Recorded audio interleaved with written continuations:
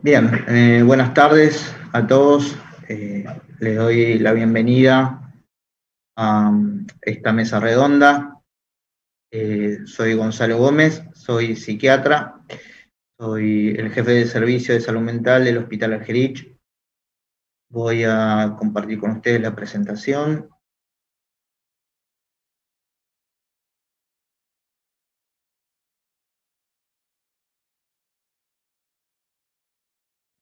Bien, en esta mesa vamos a presentar conceptos vinculados a la estimulación cerebral profunda en trastornos psiquiátricos refractarios.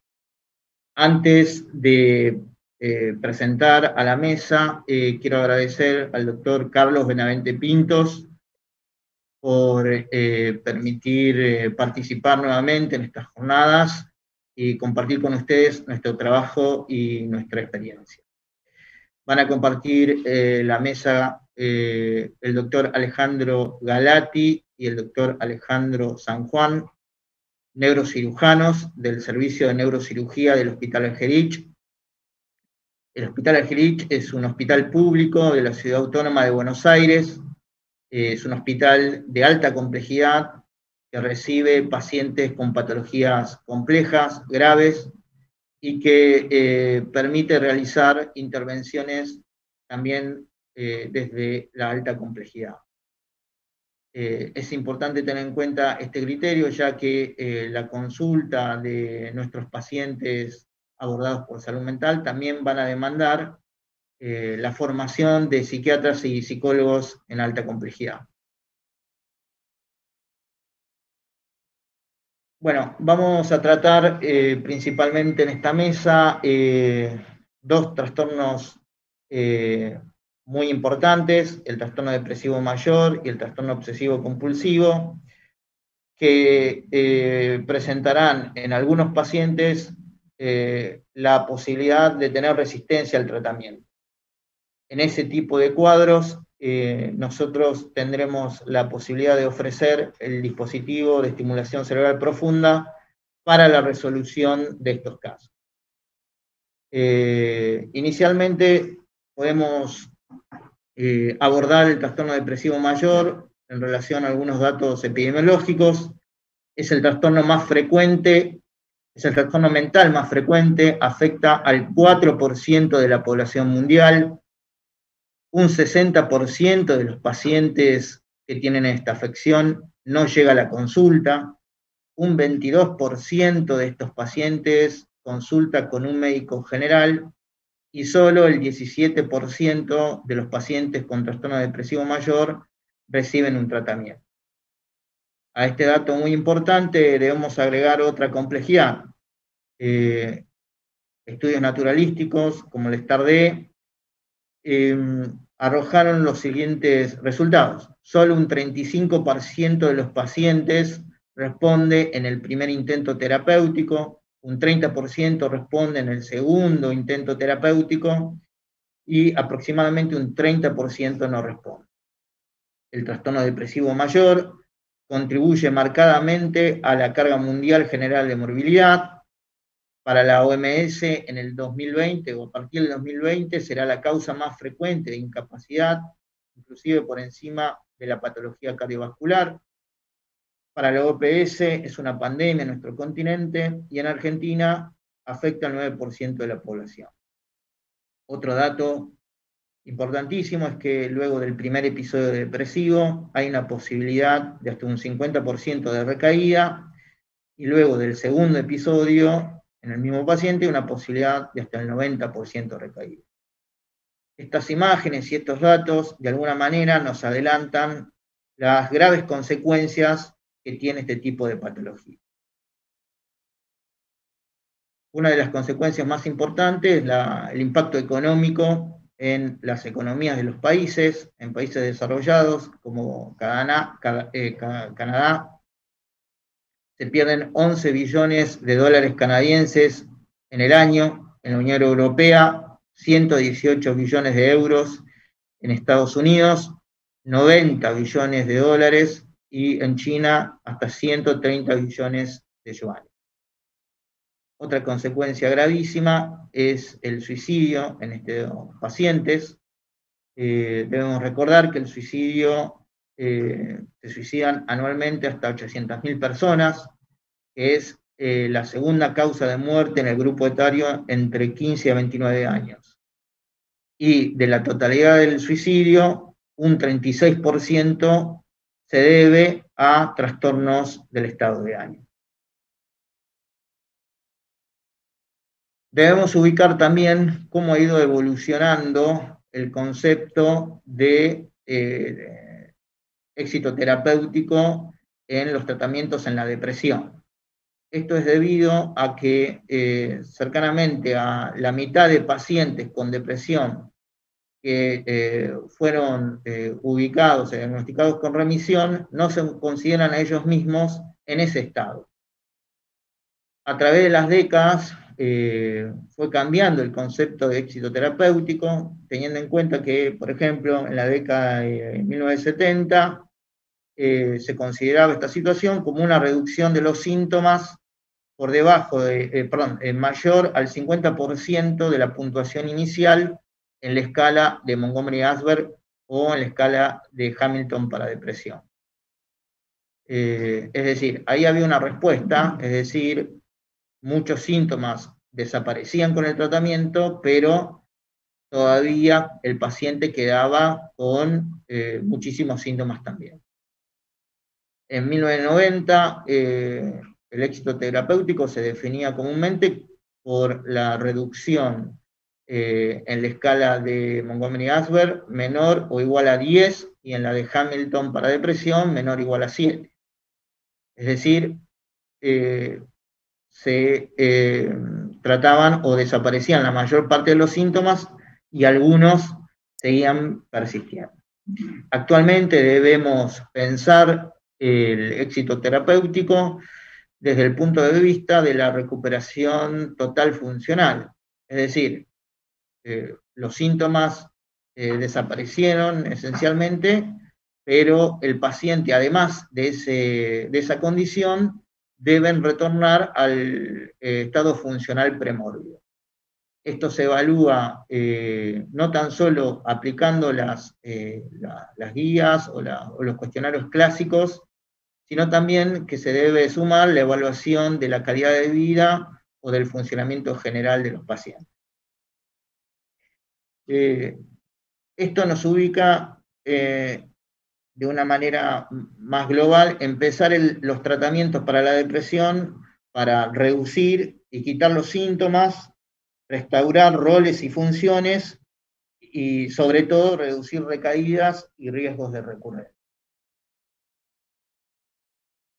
De alguna manera, todos estos datos previos nos va generando un panorama de que no todos los pacientes responden a los tratamientos y que esa condición generará una consecuencia grave a nivel personal, familiar, social.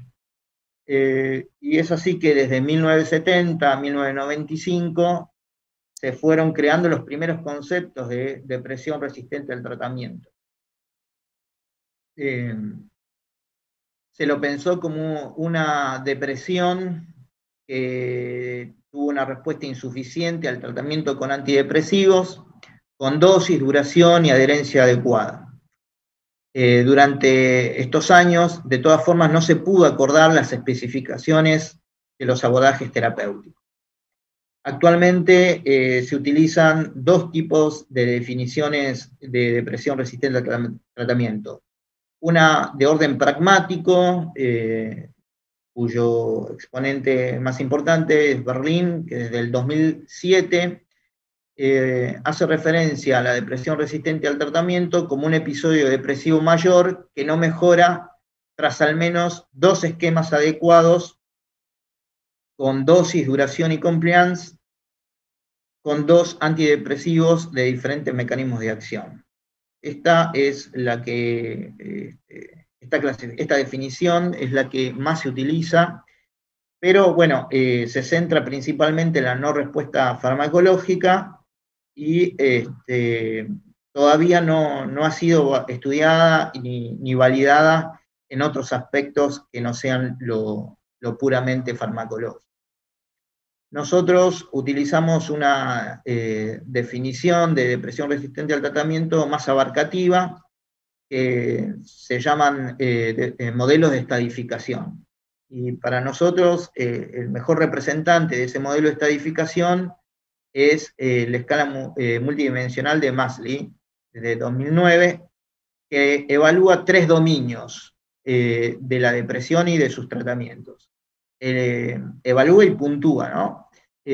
Evalúa el tiempo de duración de síntomas, la severidad de los síntomas y las fallas a las respuestas en todos los tratamientos, con antidepresivo, con la potenciación y con el TEC.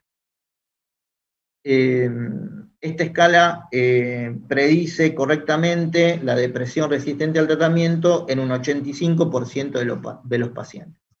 Hay otras, como la definición de TEC-RUSH o del europeo, que también son usadas, pero no son multidimensionales y no tiene esa predicción tan importante como la de Masley. Bien, la depresión resistente al tratamiento tiene una clínica y una evolución particular que hay que tener en cuenta. Las esferas de la depresión que se manifiestan en estos pacientes principalmente se dan en lo afectivo, donde hay una tristeza vital crónica, una anedonia crónica y una lexitimia. A nivel cognitivo, ideas de minusvalía, autorreproches y culpabilidad, ideas de desesperanza y muerte, marcada disminución en la concentración, memoria y toma de decisiones, generalmente una inhibición psicomotriz, algunas veces también inquietud psicomotriz. Presentan una fatiga severa, insomnio de fragmentación por despertar temprano, alteración del apetito y de peso, dolor y alteraciones vegetativas. Es importante recordar que estos pacientes presentan muchas veces la sintomatología de la esfera física y cognitiva, principalmente sobre la afectiva. Bien. La no remisión de cada episodio condiciona a la aparición de varios eventos consecutivos que empeoran el pronóstico y el cuadro, ¿no? La no remisión genera episodios depresivos más duraderos, con recaídas más frecuentes, con una disfuncionalidad general, un peor pronóstico, una gran discapacidad y con alta posibilidad de suicidio.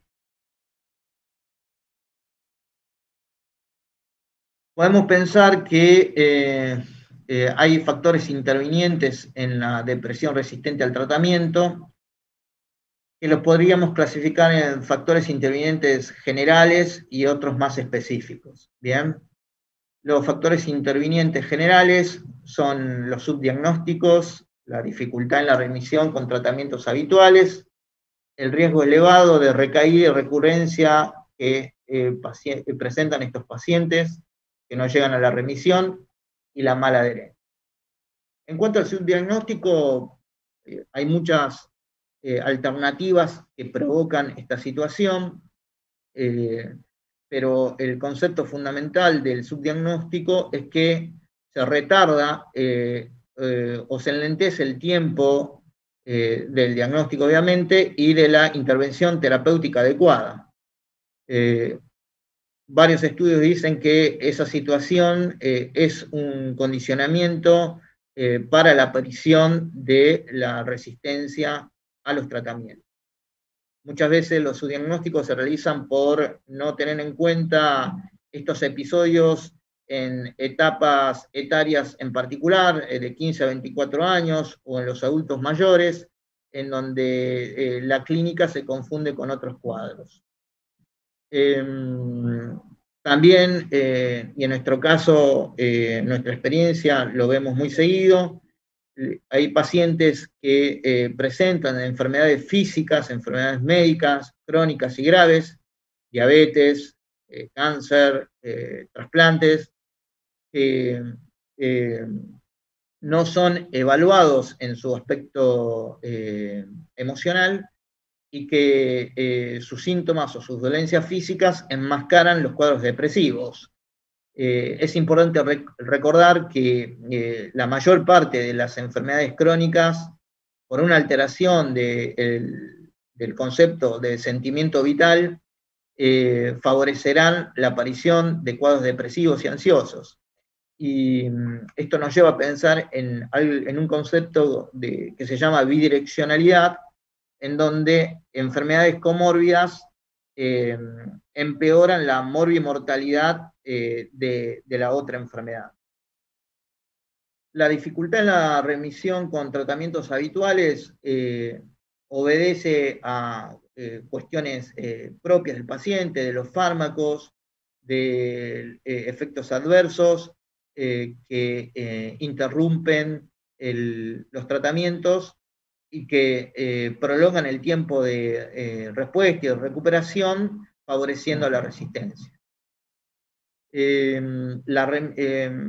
Aquellos pacientes que no tienen la remisión en forma adecuada tendrán un riesgo elevado de recaída y de recurrencia. Está visto que, como lo presentamos en la primera diapositiva, ya un 50% de los pacientes con el tratamiento en el primer episodio depresivo tiene un riesgo de recaída y a partir del segundo episodio aumenta hasta un 90%. ¿bien? La mala adherencia es un tema muy importante. Esto incluye la dificultad que tiene el paciente con depresión desde su aspecto cognitivo y volitivo para poder dimensionar la importancia que tiene el tratamiento y poder recordar las dosis, las tomas y tener una visión propia de la evolución de su tratamiento. Para esta situación siempre es importante el vínculo con la familia del paciente o con un grupo social cercano que ayuda al paciente a poder adherir al tratamiento de manera adecuada.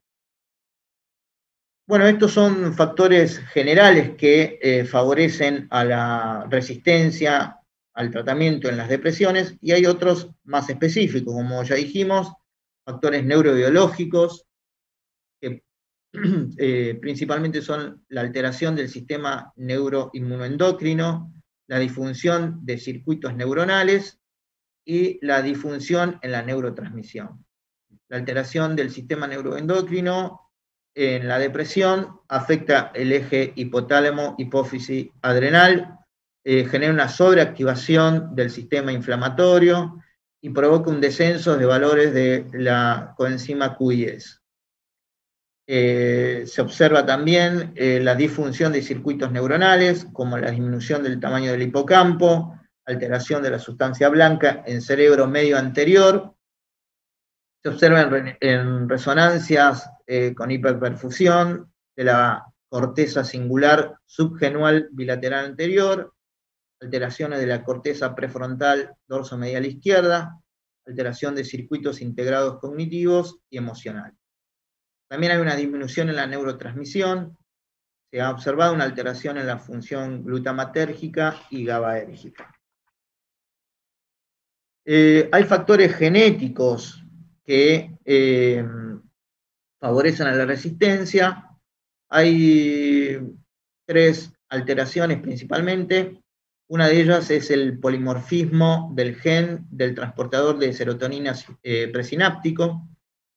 Otras alteraciones genéticas que afectan la disfunción o generan una disfunción farmacocinética, y otros genes que generan una disfunción farmacodinámica.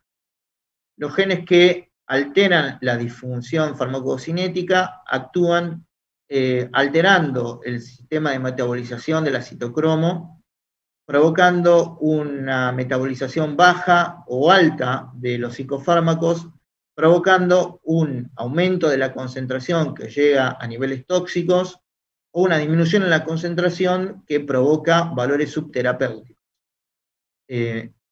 Esto afecta o impacta directamente en la adherencia al tratamiento en el retraso en la recuperación y en favorecer la resistencia a los tratamientos. También el gen ABCB1 altera las bombas TGP de flujo de drogas en las barreras hematoencefálicas y en la barrera intestinal.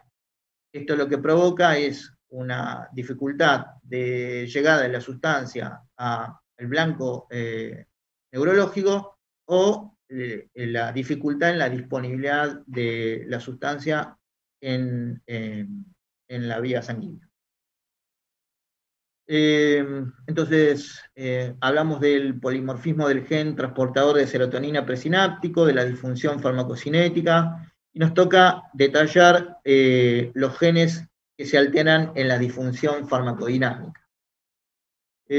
Por ejemplo, genes que participan en la producción del triptófano hidroxilasa, que es una enzima que participa en la transformación del triptófano en serotonina, genes que alteran el transportador de serotonina, el alelo G del gen HTR1A, que sintetiza el receptor de serotonina 1A, el gen de la dopamina beta hidroxilasa, que es el último paso de síntesis de noradrenalina, el gen SCL6A3, que participa en la síntesis del transportador de dopamina, gen de la MAO o gen del COMT, que son enzimas que participan en la inhibición enzimática de la serotonina, gen que participa en la producción del BDNF y gen que actúa en los receptores del glutamato. Todos estos factores, entonces, generales y específicos, favorecen a la resistencia de la depresión a los tratamientos. Bien, teniendo en cuenta estos datos, armamos unos criterios de derivación de pacientes con trastorno depresivo resistente para recibirnos en nuestro hospital pensando en un tratamiento de estimulación cerebral profunda. El primer paso consiste en la exclusión de los casos que no van a llegar a esta situación. Esto incluye pseudoresistencia, pacientes que tengan ausencia de evaluadores de diagnóstico para bipolaridad, trastorno depresivo estacional o cíclico, ausencia de causa médica y ausencia de adicción y psicosis. ¿Bien? La pseudoresistencia es una situación en la cual se realizó un diagnóstico equivocado o no se utilizó el tratamiento de la forma correcta, o en dosis o en el tipo de psicofármaco adecuado para cada trastorno depresivo. Una vez que se excluye estas situaciones, podemos pensar en el concepto de depresión resistente primaria.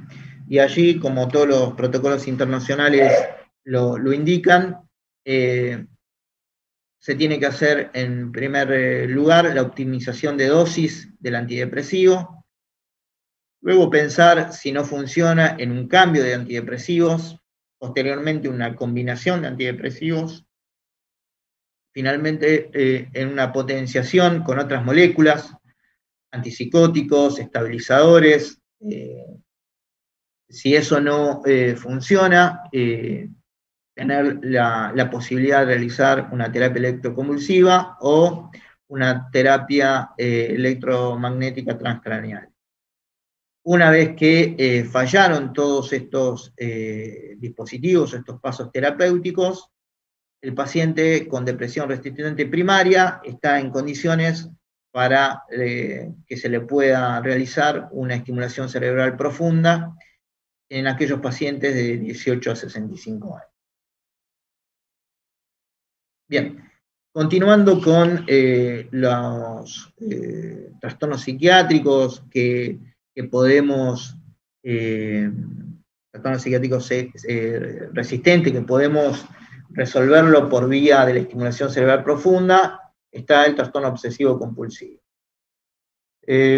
Algunos datos importantes: tiene una prevalencia del 1 al 3% de la población mundial. En Argentina afecta al 3% de la población. Un dato curioso es que es más alto que en otros países. De un 14 a un 56% de pacientes con TOC reciben el tratamiento adecuado. Es una de las 10 enfermedades más discapacitantes. Provoca un deterioro funcional severo y una pérdida marcada de la calidad de vida. Es el cuarto trastorno psiquiátrico en frecuencia, después de la depresión, la adicción a las drogas y la fobia social. Una cuarta parte de los pacientes con TOC presentan un intento de suicidio. Tiene una alta comorbilidad. 50% de los pacientes con TOC presentan trastorno depresivo mayor y trastorno de ansiedad. Es muy importante realizar el diagnóstico de TOC por DSM-5 actualmente, en donde en esta edición hay un capítulo destinado a los trastornos obsesivos compulsivos y trastornos relacionados, a diferencia de los textos anteriores, en donde estaban incluidos dentro del trastorno de ansiedad.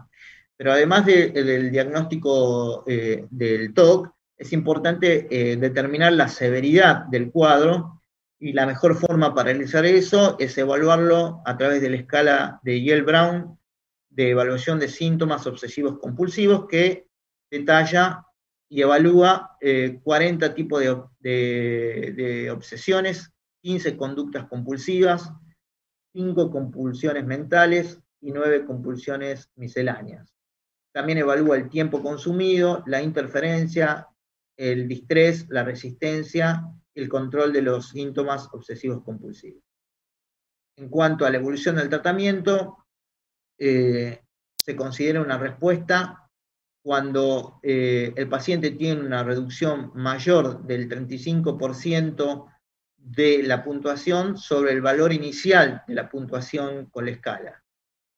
Una respuesta parcial incluye una reducción entre un 25 y un 35% sobre el valor inicial de la puntuación. La remisión es una valoración menor a 12 puntos en la escala de Yale-Brown o sin criterios de DSM-5 para TOC. La recuperación la podemos pensar cuando el paciente tiene una remisión sostenida por un año.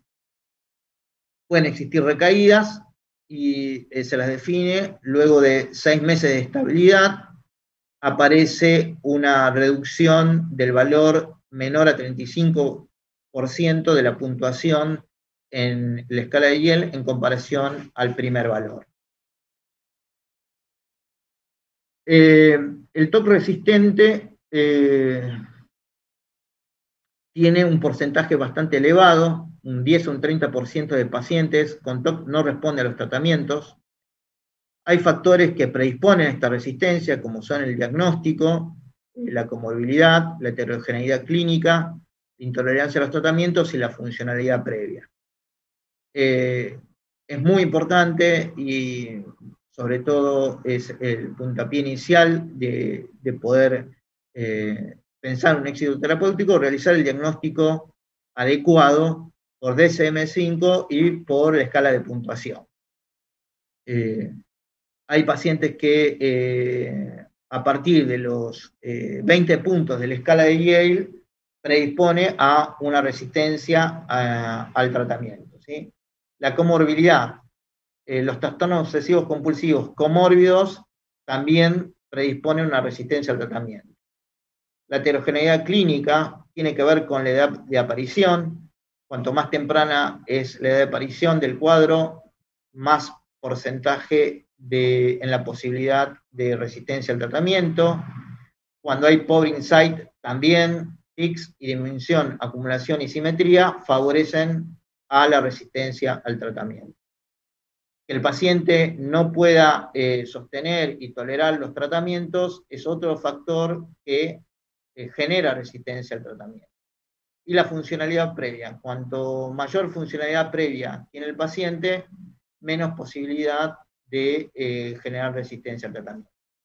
Desde 1994 se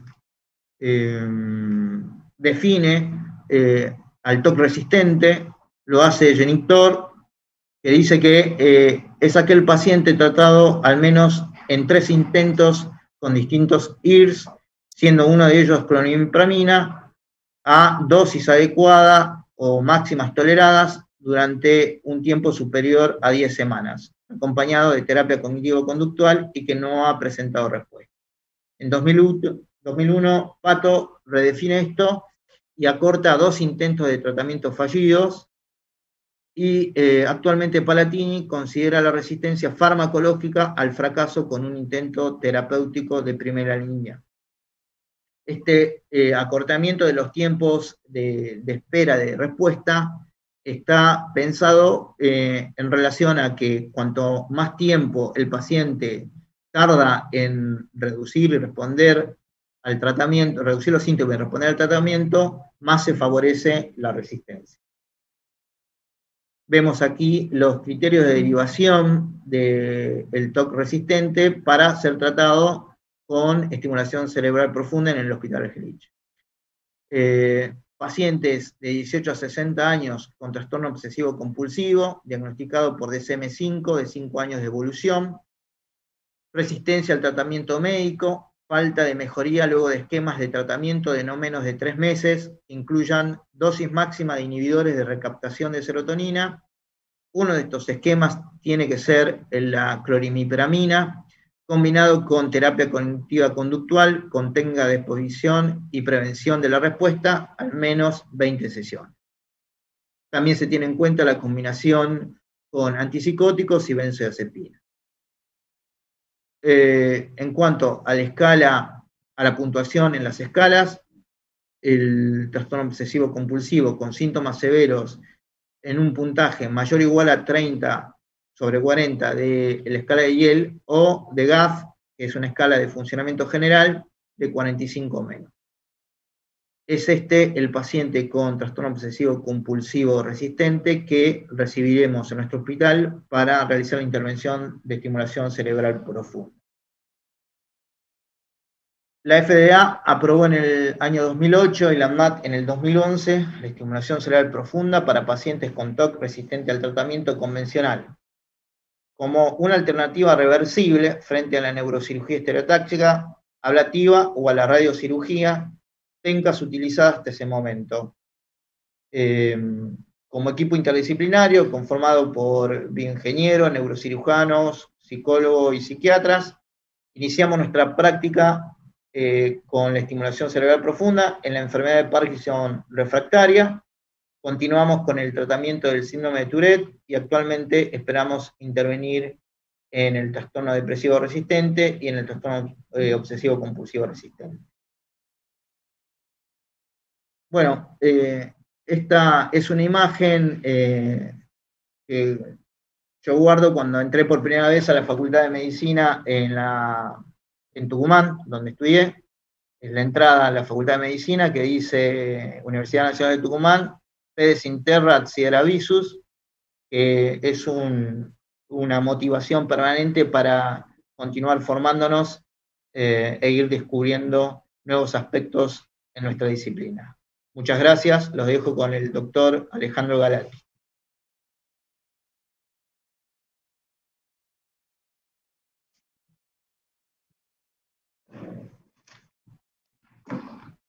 Buenas tardes a todos. Denme un segundito, vamos a tratar de...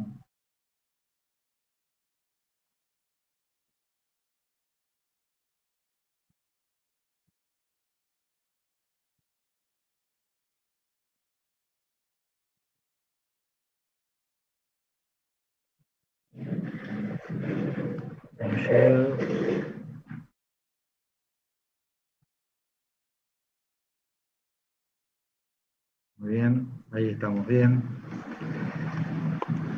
Creo que ahí estoy bien. Bueno, muchas gracias por la espera. Estamos trabajando, por eso estamos así, en el hospital en este momento.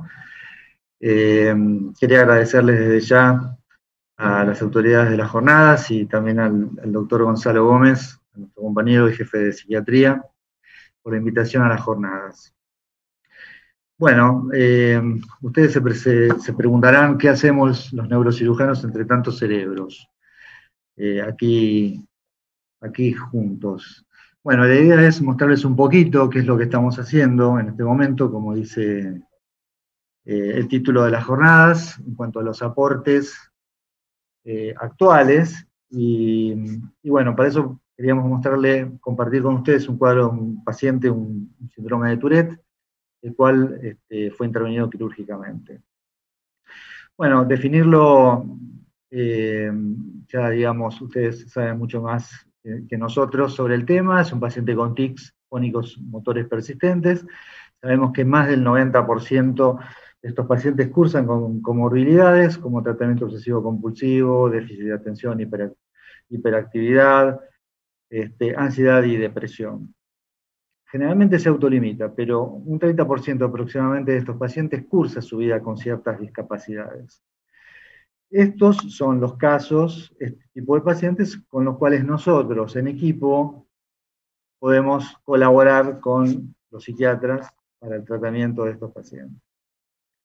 El caso clínico de nuestro paciente es un paciente de 25 años que comienza a los 5 años de edad con tics motores, trastorno obsesivo compulsivo que se fue desarrollando sobre la niñez y adolescencia, autoagresiones, que después las van a ver, autoagresiones importantes, un cuadro de ansiedad, depresión grave, medicado con varias drogas, como están viendo ahí, psicoterapia, refractario a todo tipo de tratamiento.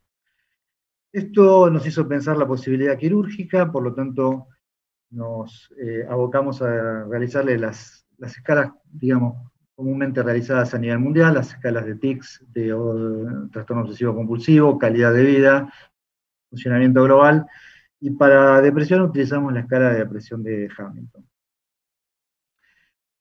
Luego de Ateneos y demás, decidimos realizar la cirugía, que fue el implante de 2 electrodos profundos a nivel de ambos globos pálidos, tanto a nivel de globo pálido interno y globo pálido externo también. Para este tipo de cirugías, como ustedes ya saben, se utiliza marco de estereotaxia, sistemas de programación, los cuales tienen sistemas también de fusión de imágenes, etcétera, ¿no? Lo habitual para este tipo de cirugías. Bueno, no es caprichosa nuestra indicación, es decir, acá les estoy mostrando una revista de psiquiatría de niñez y adolescencia europea, donde están mostrando cuáles son los targets más utilizados actualmente, ¿no?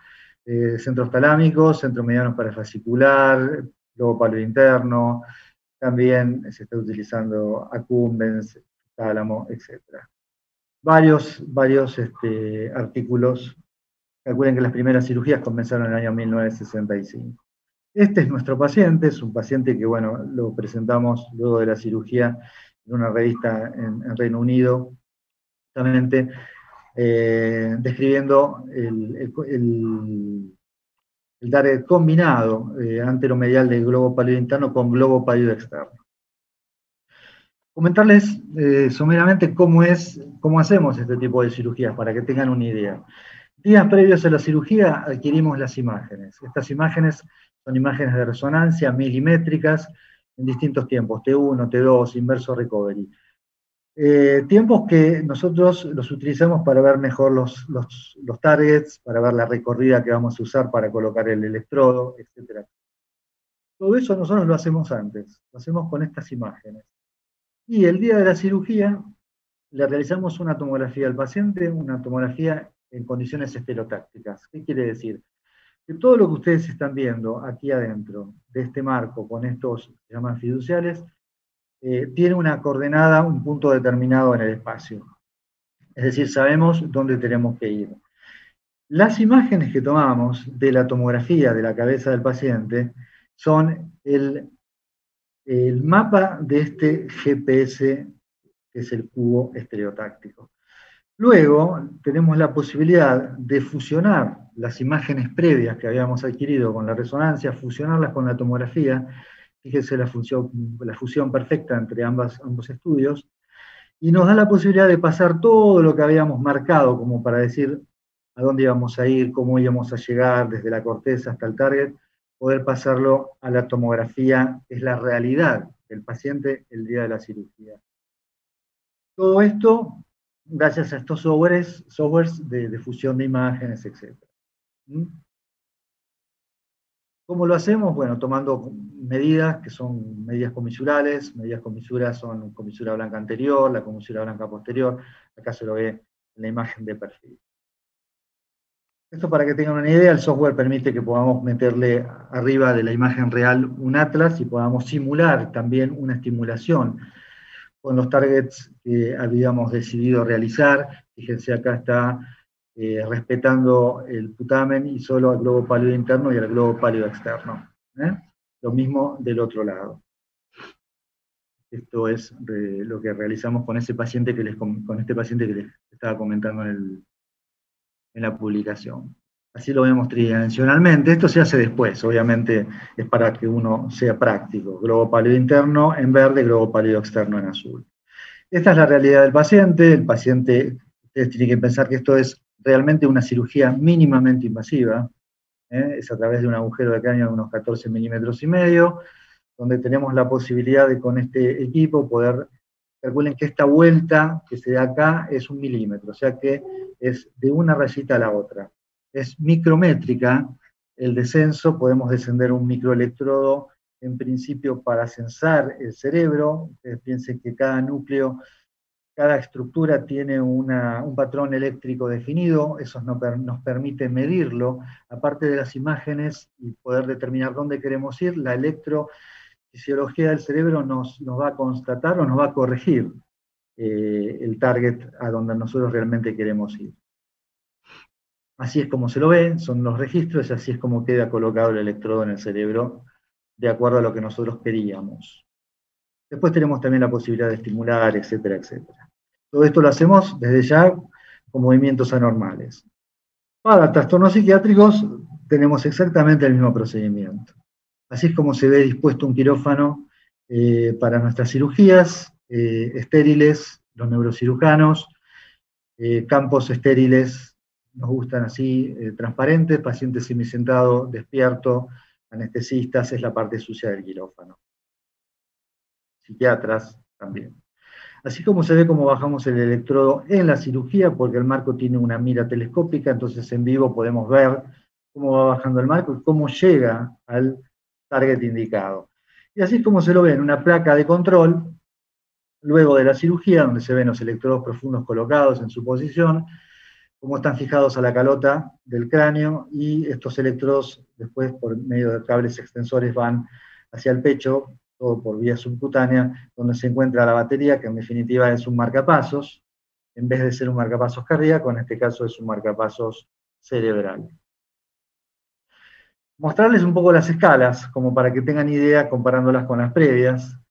El paciente se operó el 21 de abril del 18, las escalas se hicieron 2 días antes, y para que tengan una idea, por ejemplo, de tics motores fueron disminuyendo a 12, los tics fónicos en menor medida, pero fueron disminuyendo también a 18, un subtotal de 44-30, la discapacidad de 40 a la mitad, y el total de la escala de 84 a 50. Lo mismo nos pasó con la escala de obsesivo-compulsivo. No la tenemos en porcentajes. Si los 10 ítems, calculen que lo peor es E, lo mejor es A, todos han mejorado al año de follow-up, a 360 días. No podemos seguir controlándolo por la pandemia. El paciente es de azul, así que estamos en este momento sin poder seguir controlándolo. Estos son los valores con los cuales se han estimulado. Calculen que son valores muy pequeños porque los cambios que estamos desarrollando en este paciente son paulatinos y porque nosotros queremos que así sea. Lo mismo pasó con la escala de depresión de Hamilton. El paciente comenzó con una depresión severa, como les comentaba previamente, y luego ya a los 6 meses estábamos con una depresión menor y continúa así al año. Escala de calidad de vida también de 74 a 95 y de funcionamiento global de 51 a 65. Esto para que tengan una idea del paciente pre- y posoperatorio, y para que vean las autoagresiones fundamentalmente también.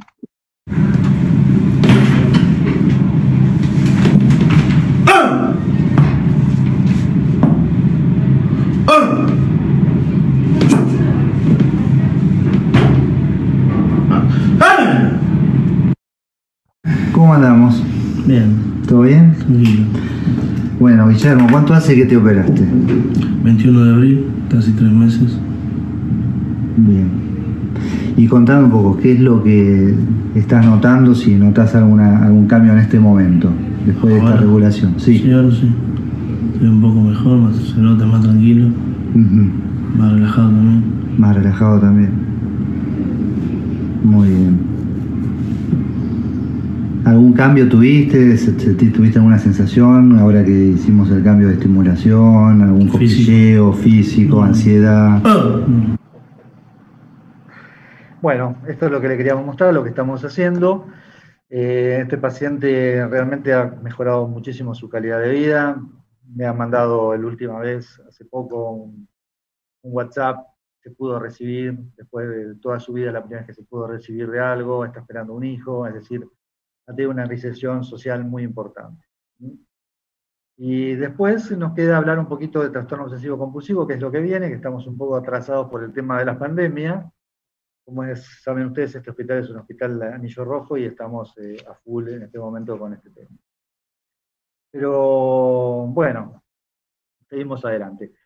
Mínimamente 2 palabras en cuanto a la neuroanatomía, que es lo que nos interesa, tener en cuenta cuál es el circuito. Es un circuito órbito, estriado, pálido, tálamo, órbito, frontal. Aquí tenemos la anatomía del TOC, obviamente regulado a través también de los núcleos del RAFE, los núcleos, la sustancia negra, el núcleo subtalámico, etc. Con vías que bajan con glutamato y vías que van del caudado hacia el tálamo con GABA, inhibidoras. Bueno, nos queda poco tiempo, por lo que veo, pero la idea es que aquí se forma un loop reverberante a nivel del tálamo, entre el tálamo y la corteza, que va y viene, y es nosotros ahí donde tenemos que actuar, donde tenemos que ingresar. En cuanto a la selección de pacientes, no voy a hacer muy, porque ya el doctor ya lo comentó, estamos hablando exactamente de lo mismo.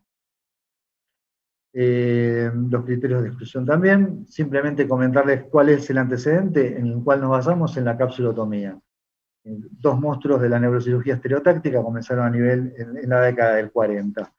La diferencia que a lo que vamos nosotros, es que ellos habían tenido excelentes resultados sin las mediciones que hacemos actualmente, pero habían tenido excelentes resultados. Nosotros lo que proponemos es la estimulación cerebral profunda a dicho nivel, lo que nos permite que este procedimiento sea mínimamente invasivo, porque así lo es, con un 1% de probables complicaciones, pero es un procedimiento totalmente regulable. Y obviamente con la aprobación de la FDA y del ANMAT, esto se hace totalmente posible. Un poco comentarles, bueno, ¿dónde es el target? Es el mismo, es a nivel de la cápsula interna, probablemente un poquito más posterior, que es lo que se está haciendo ahora actualmente. Esto es como se ve en el software, en nuestro software, que también puede realizar tractografía. Sería el electrodo bilateral en posición, los 4 contactos, sería la punta que estimula, el resto no, es mudo. Como se ve sobre la cápsula interna, el accumbens y la parte estriada ventral. Lo mismo con aumentar la tractografía. Acá podemos ver toda la vía del prosencefálico, del tracto prosencefálico medial, donde pasa entre el subtálamo y el rojo, cómo se va por el hipotálamo, cómo va por la cápsula brazo anterior y se dirige hacia la región frontal. Así es como se ve el electrodo en un corte axial, así es como se lo ve en un corte coronal. Lo mismo, este es el artefacto en una tomografía. Lo interesante de esto, lo que les estoy mostrando acá, estuve en este servicio, conocí a esta gente, es más, estuve en un ateneo muy, muy interesante con un paciente, son los que más experiencia tienen a nivel mundial, comenzaron ellos en el año 99 y después se extendió en trials en Estados Unidos con 4 centros más. Lo más importante es que prácticamente un 70% a 36 meses el TOC mejoró, el 27% mejoró menos. Todos los pacientes que siguieron con su medicación tuvieron mucha mejor seguimiento, digamos, mejoría con respecto a los que no tuvieron la medicación. Todos mejoraron la calidad de vida, el funcionamiento global en 65%, y las comorbilidades también subieron, es decir, arriba del 50%. ¿sí? Tanto depresión como ansiedad. Efectos sobre el humor es lo principal, lo primero que se observa en estos pacientes. Calculen que el trastorno obsesivo compulsivo es un poquito posterior, o sea, se lo empieza a notar después de los 3 meses de la cirugía de estimulación cerebral profunda. En definitiva, decirles que la reducción de los síntomas y la mejoría funcional fue superior en este tipo de cirugías, arriba del 60%. En la serie de Natin y Gabriels, neurocirujano y psiquiatra, el 40% de los pacientes el puntaje fue a 16, o sea, el puntaje del umbral de remisión en la escala de obsesivo-compulsivo. Y por lo menos un 50% bajó a 20 o menos. Así que bueno, esto es lo que les quería comentar, lo que hicimos y lo que estamos haciendo, nuestro equipo, y bueno, nada, contar con ustedes para trabajar de aquí en adelante. Les deseo muchas gracias y les voy a dejar con el doctor Alejandro San Juan para que siga charlando.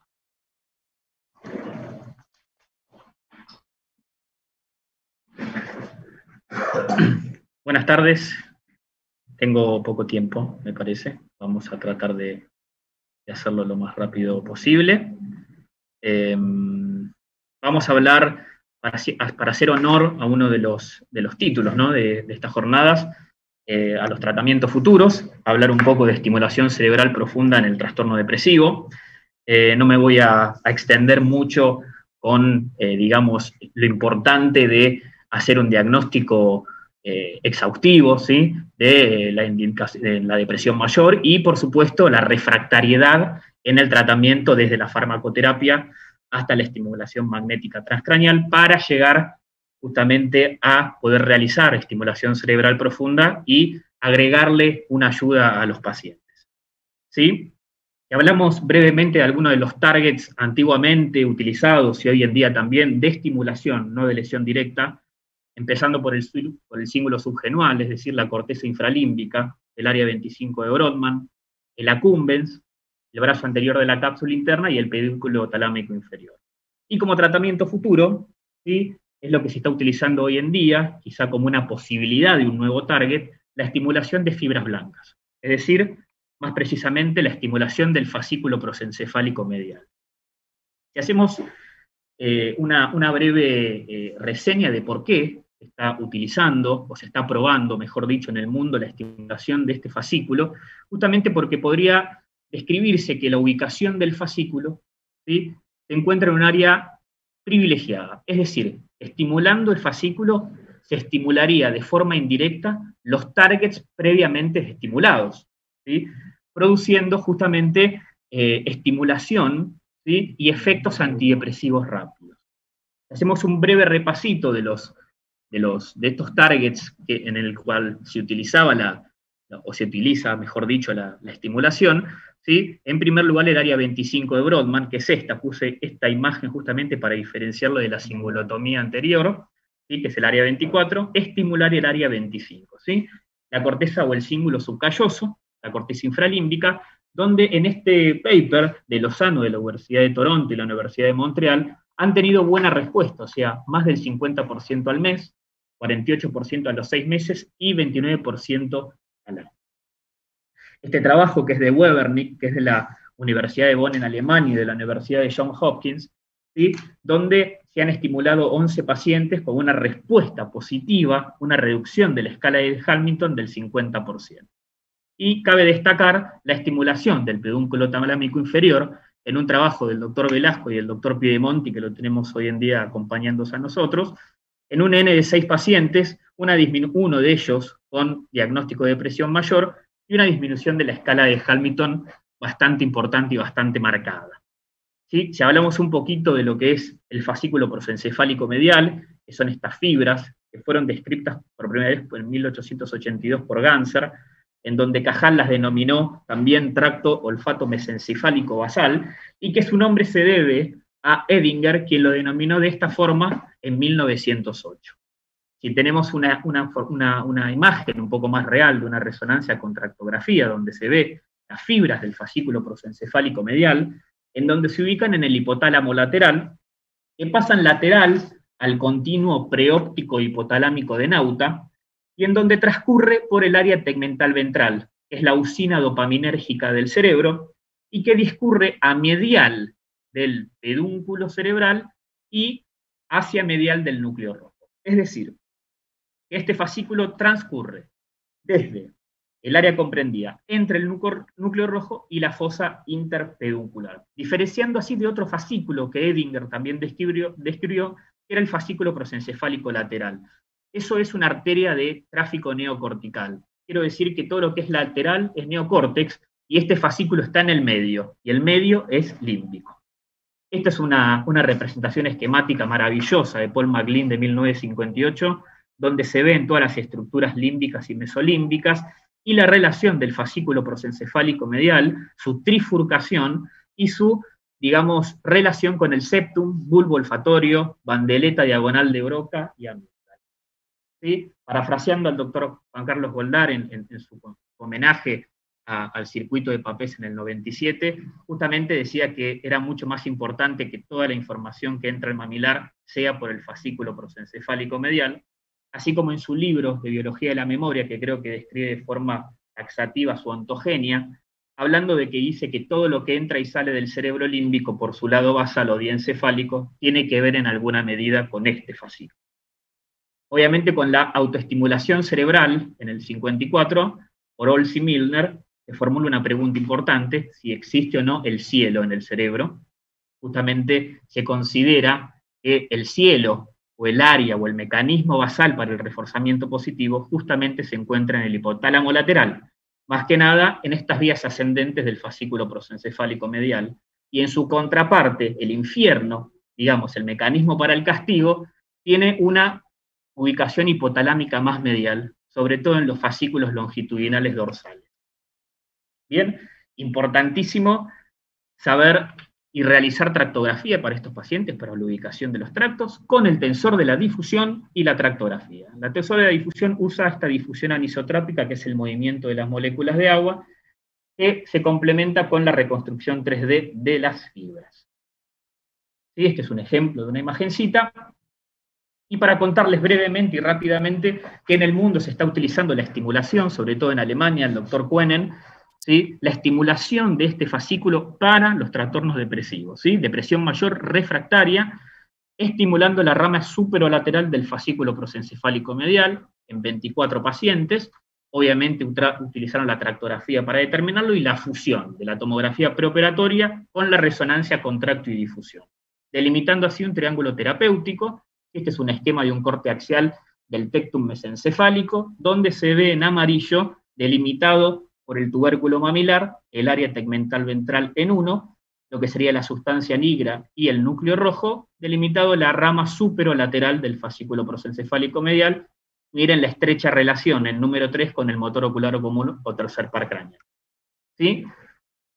Justamente al ser un as, al ser fibras, es mudo en cuanto a la tractografía y a la electrofisiología. Por eso, el microregistro se utilizó el fascículo, el área tegmental ventral de Tsai, y su macroestimulación en quirófano se da con el paciente despierto y, por supuesto, imprescindible la presencia del psicólogo y psiquiatra intraquirúrgico para la correcta evaluación del electrodo, dado por 3 ítems principales: la respuesta motivacional, el aumento de la frecuencia y la respuesta oculomotora, es decir, la aducción ocular homolateral al lado estimulado.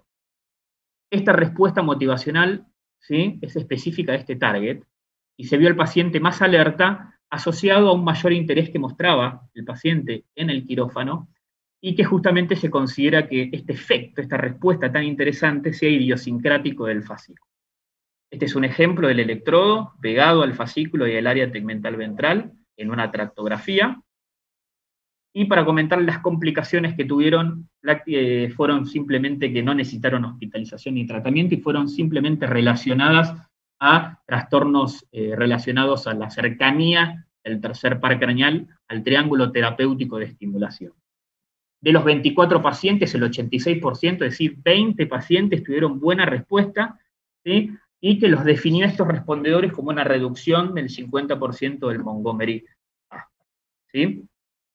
Como conclusión, estoy hablando de tratamiento del futuro, justamente uno de los ítems, uno de los títulos de estas jornadas, así que Todavía estos targets en depresión y sobre todo el fascículo prosencefálico medial está discutido cuál es el ideal. Se necesitan muchas más series prospectivas con mayor número de pacientes. Así que les agradezco, perdón lo rápido de la presentación y gracias por la invitación.